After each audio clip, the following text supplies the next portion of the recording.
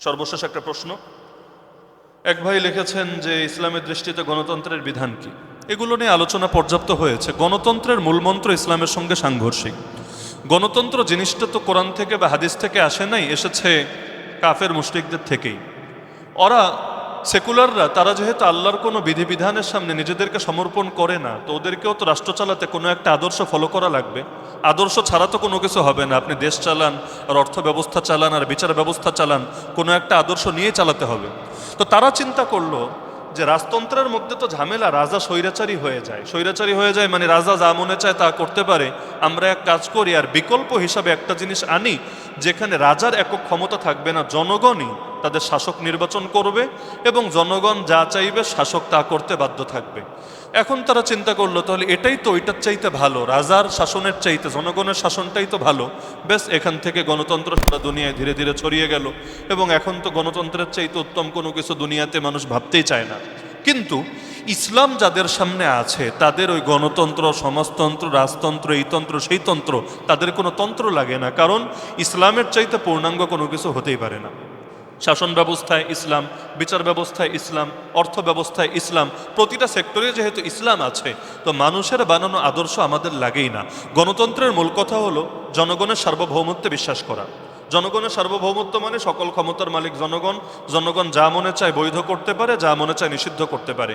যেমন বাংলাদেশের জনগণ বেশ্যাখানাকে বৈধ করে দিয়েছে, বাংলাদেশের জনগণ মদের বারকে লাইসেন্স সাপেক্ষে বৈধ করে দিয়েছে, বাংলাদেশের জনগণ বিড়ি সিগারেটকে বৈধ করে দিয়েছে। বলবেন জনগণ তো করে নাই, সরকার করেছে। আর সরকার যে করেছে, জনগণ বিরুদ্ধে বিদ্রোহ করে নাই, এটার বিরুদ্ধে প্রতিবাদও করে নাই, বরং মৌন সম্মতি দিয়েছে। আর সরকার জনপ্রতিনিধি হিসাবে এগুলো বাস্তবায়ন করেছে, আর জনগণও এগুলো ফেলফেল করে মেনে নিয়েছে। তো এরকম বহুত হারাম এই দেশে হালাল হয়ে গিয়েছে, গান বাজনা, সুদ, আরও বহুত কিছু। আর বহুত হালাল নিষিদ্ধ হয়ে গিয়েছে। জিহাদের কথা বলা যায় না, দিন কায়েমের কথা বলা যায় না, ইসলামী শরিয়ার আইনের কথা বলা যায় না, বহুত কিছুকে নিষিদ্ধ করে রেখেছে। তো গণতন্ত্রের বড় ঝামেলা এখানে। এখানে জনগণের ক্ষমতা এত বেশি হয়, আল্লাহর চাইতেই এরা বড় প্রভু সেজে বসে যায়, আল্লাহর চাইতেই বড় হালালকারী, বড় হারামকারী সেজে বসে যায়।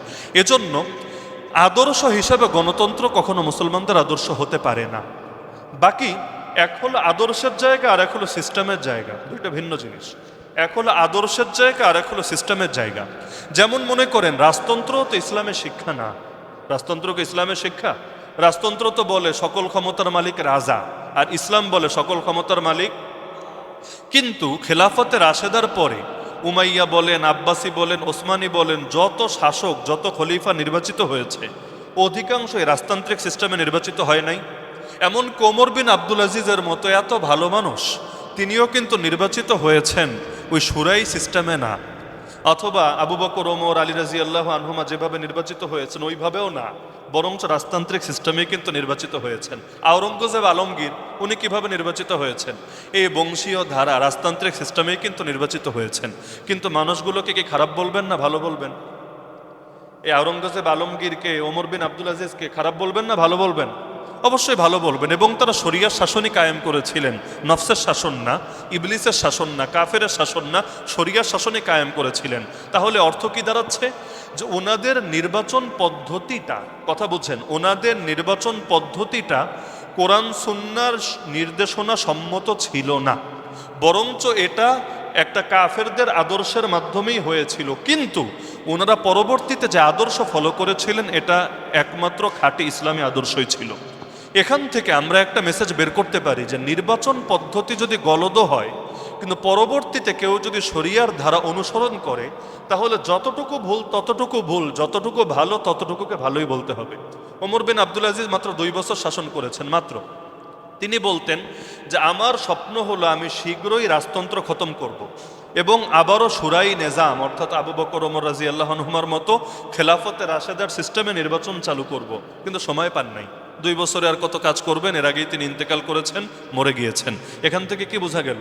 যে নির্বাচন পদ্ধতিটা যদি গলদ হয়, কিন্তু এরপর যদি ভালো কাজ করে, শরিয়াসম্মত কাজ করে, তাহলে এক খারাপের কারণে ওইটারেও মন্দ বলার সুযোগ থাকে না।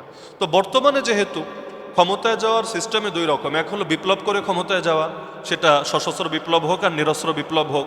অর্থাৎ গণবিপ্লব হোক অথবা অন্য সিস্টেমের বিপ্লব হোক, যেমন ইরানে হয়েছে, যেমন বহু দেশে হয়েছে। আর আরেকটা হলো গণতান্ত্রিক সিস্টেমে নির্বাচিত হয়ে ক্ষমতায় যাওয়া।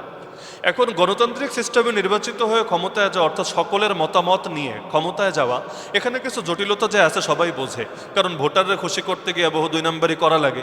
আর বাংলাদেশে এখন জনগণে যেহেতু শাসক নির্বাচন করে, এই কারণে ভালো মানুষ কমে নির্বাচিত হয় এই দেশে, কারণ 500 টাকা খায় জনগণ বিক্রি হয়। তো যতদিন পর্যন্ত 500 টাকায় জনগণ বিক্রি হবে, খুব ভালো মানুষ আসবে কিভাবে? এমনকি বিড়ির পক্ষের লোক, সিগারেটের পক্ষের লোক, সুদের পক্ষের লোক, পতিতাবৃত্তির পক্ষের লোক, গান বাজনার পক্ষের লোকই তো বেশি ক্ষমতায় যাবে, কারণ ভালো মানুষ ক্ষমতায় গেলে অনেকের ভণ্ডামি ছুটে যাবে। অধিকাংশ মানুষই যেহেতু খারাপ হয়ে গেছে, এরাও চায় খারাপ লোকে শাসন করুক এই দেশে।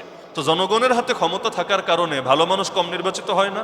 কে কত বড় মাফিয়া, কে কত বড় চোর, কে কত বড় বাটপার, এগুলো অনেকে দেখে, কারণ চিন্তা করে কে ক্ষমতায় আসলে আমার চুরি চলবে ভালো, কে ক্ষমতায় আসলে আমার জুয়া চলবে ভালো, কে ক্ষমতায় আসলে আমার গান বাজনা চলবে ভালো, কে ক্ষমতায় আসলে আমারে বেশি নামাজ পড়তে বলবে না, আমারে হারাম কাজে বাধা দিবে না, এগুলো দেখে। তো জনগণের হাতে ক্ষমতা থাকার কারণে কিছু জটিলতা যে নাই তা না, জটিলতা আছে। কিন্তু যেহেতু এখানে বিপ্লব হচ্ছে না বা এখনো পর্যন্ত বিপ্লবের রাস্তা কেউ খুলছে না, সুতরাং এখানে ঘরে বৈশা থাইকা শুধুমাত্র ওয়াজ করে তো আর শাসন পরিবর্তন হবে না, দেশ পরিবর্তন হবে না। ওয়াজ করে মাইক ফাটায় দিলেও এই দেশে সিস্টেম পরিবর্তন হবে না। সুতরাং প্রচলিত সিস্টেমেও কেউ যদি ক্ষমতায় যায় এবং সেখানে গিয়েও সে যদি পরিবর্তনের চেষ্টা চালায়, এটা হলো নাইমামার চাইতে কানামামা ভালো। তাহলে গণতন্ত্র আদর্শ হিসাবে গ্রহণের সুযোগ নাই, কিন্তু সিস্টেম হিসাবে যতদিন এর চাইতে উত্তমটা গ্রহণ করতে না পারছে, ততদিন ওই রাজতান্ত্রিক তরিকায় ক্ষমতায় গিয়ে যেভাবে কেউ কেউ শরিয়া বাস্তবায়ন করেছেন, গণতান্ত্রিক সিস্টেমে গিয়েও কেউ যদি শরিয়ার কিছু খেদমত করেন, 100% যদি নাও হয়, কিছু যদি খেদমত করেন, আলহামদুলিল্লাহ, এখনো পর্যন্ত কিছু ভালো মানুষ সেখানে থাকার কারণে অন্তত আওয়াজগুলো তো সংসদে ওঠে। যদি এমন হতো যে সব নাস্তিক, বেঈমান, বাম, রাম, কাফের, মুশরিক দিয়ে ভরে গেছে, ভাই আমার পক্ষে আওয়াজটা তুলবে কে? আমি তো শুধু মসজিদে বসে কথা বললে হবে না, সংসদেও তো আমার পক্ষে কথা বলার লোক থাকা লাগবে। তো যার কারণে যতদিন পর্যন্ত পূর্ণাঙ্গ পরিবর্তন না আসবে, ততদিন পর্যন্ত এরকম কিছু আওয়াজ তোলার লোক থাকলেও ভালো। এর পক্ষে বলবেন দলিল কি? আমি মনে করি অত লম্বা আলোচনায় না গিয়ে ইউসুফ নবীর ঘটনা সামনে রাখলেই চলে। বলবেন কিভাবে? ইউসুফ আলী ইসলাম এমন দেশে দায়িত্ব নিয়েছিলেন যেই দেশটা ইসলামী দেশ ছিল না, তাই না? মিশরে তিনি মন্ত্রী হয়েছিলেন। ওই মিশর তো কোনো ইসলামী রাষ্ট্র ছিল না, এবং সরকার যারা ছিল, রাজা যারা ছিল, এরাও কোনো ইসলামী আদর্শ মেনে চলতো না, বরং কাফের ছিল। এরপরও তিনি সরকারকে বলেছেন আমাকে মন্ত্রণালয়ের দায়িত্ব দেন। প্রস্তাবটা কিন্তু নিজে দিয়েছেন, আমাকে খাদ্য বিষয়ক, আমাকে এই যে যেখান থেকে এই সমস্ত ভরণ পোষণ যাবে, মানুষের সব কিছু পরিচালিত হবে, আমাকে এই কোষাগারের দায়িত্ব দেন, মন্ত্রণালয়ের দায়িত্ব দেন। তিনি নিজে প্রস্তাব দিলেন, বাদশাহ তাকে দায়িত্ব দিলেন। শুধুমাত্র চেয়েছিলেন, সামান্য দিয়ে গেছেন অসামান্য। তিনি চেয়েছিলেন একটা মন্ত্রণালয়, কিন্তু বাদশাহ তাকে পুরো দেশের আজিজ ও মেসার, মানে পুরো দেশের প্রধানমন্ত্রী বানিয়ে দিয়েছেন। চেয়েছিলেন কিন্তু একটা মন্ত্রণালয়, কিন্তু পেয়েছেন একটা না, পেয়েছেন সবগুলো, একদম প্রধানমন্ত্রিত্ব পেয়ে গিয়েছেন। তো তার চাওয়াটা বৈধ হলো কিভাবে? উপরেও কাফের, নিচেও কাফের, সিস্টেমটাও কুফরি, চাওয়াটা বৈধ হলো কিভাবে? আমি যতটুকু বুঝি, তিনি এ নিয়াতে চান নাই যে তিনিও কাফেরদের সাহায্যকারী হবেন বা কুফরি সিস্টেমের অংশ হবেন, বরং এজন্য চেয়েছেন যে তিনি সেখানে গিয়ে ধীরে ধীরে বিপ্লবকে ছড়িয়ে দিবেন এবং একসময় পূর্ণাঙ্গ বিপ্লব ঘটিয়ে গোটা মিশরকে ইসলামী রাষ্ট্রে পরিণত করবেন। আলহামদুলিল্লাহ, তার মিশন সফল হয় নাই। পুরো মিশর পরিবর্তন হয়েছে, ইসলামী রাষ্ট্র ব্যবস্থায় পরিবর্তন হয়েছে। তো এখনও যদি বাংলাদেশে ভালো কিছু মানুষ জাতীয় নেতা হয়, তাদেরকে দেখে মানুষ আরও বেশি আকৃষ্ট হবে দ্বীনের প্রতি, আরও বেশি আকৃষ্ট হবে ভালো মানুষ নেতা হওয়ার প্রতি। যেমন ধরেন বর্তমানে যে কয়জন ভালো মানুষ নেতা আছে, আমি যতটুকু বুঝি, এরা যদি আগামী 5 বছর হক আদায় করে কাজ করতে পারে, পরের বার সংখ্যাটা দ্বিগুণ হবে। মানুষ এদেরকে দেখেই বলবে এই রকম নেতাই আমাদের লাগবে, যারা চুরি করবে না, যারা খাবে না, যারা বাটপারি করবে না, যারা গরিবের হক মারবে না। বাঙালি মুসলমানের চাওয়া খুব বেশি না, এদের চাওয়া হলো আমাদের হকগুলো ঠিকঠাকভাবে দিবে, মাইরা খাবে না, 2 নাম্বারই করবে না, ব্যাস এতটুকু করলে জনগণ খুশি। জনগণ এটা চায় না যে আমারে মাসে মাসে আইসা ঘরে টাকা দিয়া যাক, আমার ঘরে চাল লাগাইয়া দিয়া যাক, আমার বিয়া লাগলে বউ খুঁজা দেখ, এগুলো জনগণের চাওয়া না। জনগণের চাওয়া খুব সামান্য। তো এরা যদি ঠিকভাবে কাজ করতে পারে, আমি মনে করি পরের বার সংখ্যাটা দ্বিগুণ হবে ইনশাআল্লাহ। এভাবেই তো একসময় গোটা দেশে পরিবর্তন আসবে, যদি আল্লাহ চান, ইনশাআল্লাহ। কারণ চাওয়া, এটা আমাদের চাওয়া দিয়ে কিছু হবে না যদি না আল্লাহ চান। এজন্য গণতন্ত্রকে আদর্শ হিসাবে গ্রহণের সুযোগ নাই, বাকি সিস্টেম হিসাবে যতদিন এটা আছে, হ্যাঁ এটাকে উত্তম বা পবিত্র হিসাবে প্রমোট দেওয়ার সুযোগ নাই, কিন্তু রাজতান্ত্রিক তরিকায় নির্বাচিত হয়েও যেমনিভাবে কেউ কেউ ভালো কাজ করেছেন, একইভাবে গণতান্ত্রিক তরিকায় কেউ যদি নির্বাচিত হয়ে ভালো কাজ করেন, তাহলে নাইমামার চাইতে কানামামা অবশ্যই ভালো ইনশাআল্লাহ।